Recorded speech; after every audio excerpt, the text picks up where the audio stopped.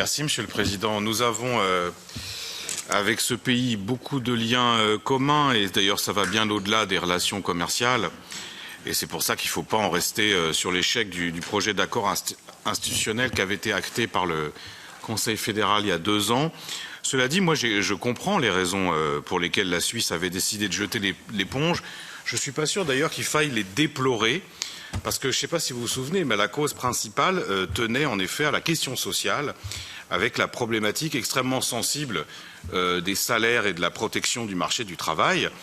Et c'est les syndicats suisses qui avaient alerté l'opinion publique et finalement obtenu gain de cause. Et dans cette commission, je sais que c'est le cas du président Lange aussi, nous sommes très attachés à la démocratie sociale et au rôle central des représentants des travailleurs dans le partage de la valeur ajoutée sur le principe à travail égal, salaire égal. Donc moi je pense qu'il faut entendre ce qu'ont dit les syndicats suisses, ce qu'a dit l'opinion publique suisse et l'avoir en tête. Donc le déplorer, je ne crois pas que ce soit un terme opportun. Dans la société suisse, il y a un certain nombre d'aspirations qui se font jour et qui rejoignent finalement ce que pensent les citoyens européens, notamment pour tout ce qui est protection des consommateurs, préservation de l'environnement, développement durable.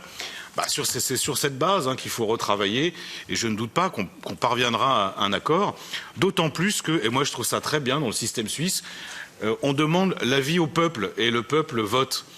Ce n'est pas tout le temps le cas dans les démocraties européennes. Là, au moins, c'est un système qui est très particulier, avec une vraie spécificité, mais les dirigeants suisses sont obligés de rendre compte, et on doit l'avoir en tête et pas essayer d'aller au forceps pour imposer un accord dont on sait qu'il ne pourra pas être accepté. Moi, je trouve que la démarche du commissaire Šefčovič est plutôt prudente et elle va dans le bon sens.